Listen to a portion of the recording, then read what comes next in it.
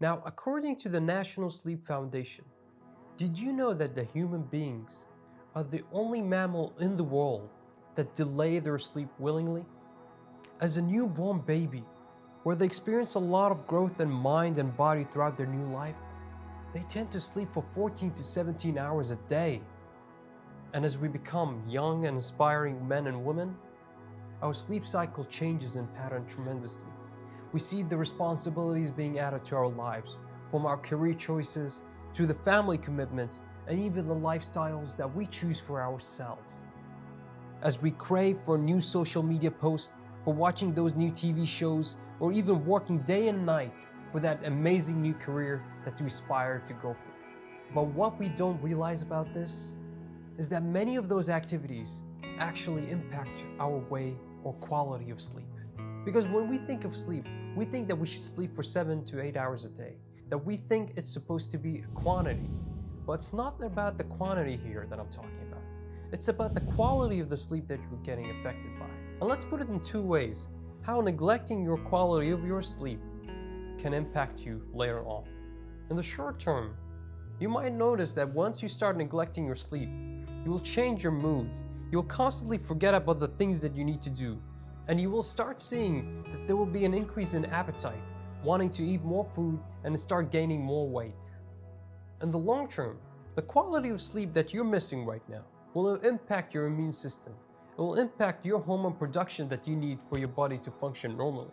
It will impact you in terms of your heart or even your blood pressure and so many other things that I can't list it all here. And you might be saying, okay, Hamid, we got it. But what is the solution to this?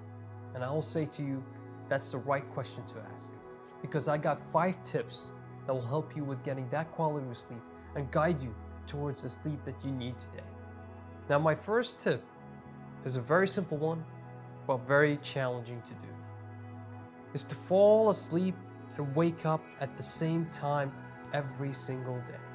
Think of your body as a machine that gets used to a specific way and time. Your body works in a rhythm where it adapts to a certain sleep cycle as you do it through time.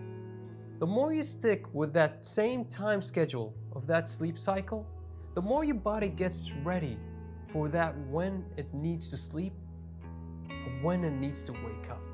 Your body is actually much more smarter than you think, as it actually adapts to the sleep cycle that you give it to it. Now, the second tip is to reduce the amount of artificial light that you see before you actually sleep. Because if you think about it, many of us have the habit of checking our phone just before we sleep. Maybe you're setting up an alarm clock or texting messaging with your friends or family.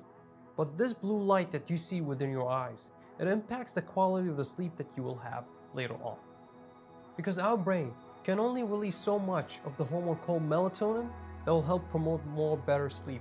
And it only releases that hormone when the sun sets down and the place is completely dark. Now, for my number 3 tip, as much simple as it sounds, avoid caffeine before bedtime. Caffeine actually tricks your body into thinking that's not drowsy. When you drink a single cup of coffee, it can stay within your system for up to 6 hours. And having that in your system can really impact the sleep that you will have later on. And if you think about it, you drink a coffee just a few hours before your bedtime, you'll definitely not be able to sleep for some of you out there. So for most of you coffee drinkers who are not getting enough sleep, you might as well stop drinking coffee right after the sun sets down. Now, for my tip number 4, don't force yourself into sleep. You might be saying, what are you saying, Hamid, right here? I want to give you an example on this. Have you ever had one of those days where you're laying in bed and just getting ready to sleep? You're just staying there 20 minutes, 30 minutes, 40 minutes, or up to an hour just stuck there and not being able to sleep at all. You should look into getting up from your bed instead and find a light activity that you can do. Maybe it's reading that book or taking a hot shower or even stretching and meditating. So once you try out those activities, try again to lay in your bed and perhaps you'll be able to sleep better this time.